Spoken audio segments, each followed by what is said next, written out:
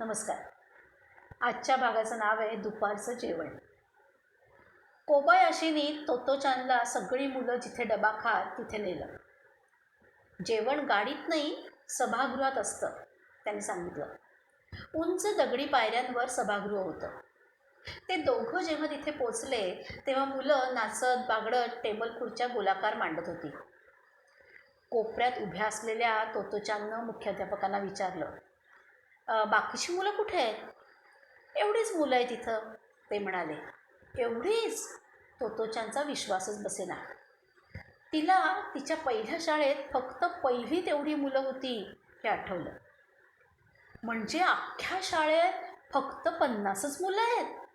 बरोबर, ते म्हणाले. या शाळेचं सगळं निराळच आहे, तिच्या मनात आलं.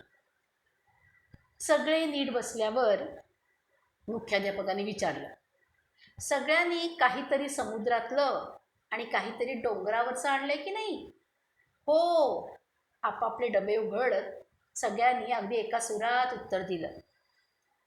पाहूया बरं काय काय आणले ते. गोलाकार हिंडत आणि एकेकाचा डबा बघत मुख्याध्यापक विचारत होते आणि मुलं उत्साहानं आणि आनंदानं डबा दाखवत होती.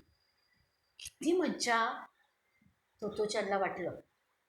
पण समुद्रातलं काहीतरी आणि डोंगरावरचं काहीतरी म्हणजे काय असेल?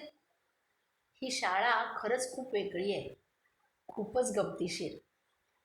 शाळेत डबा खाणं इतकं मजेशीर असेल असं तिला पूर्वी कधीच वाटलं नव्हतं.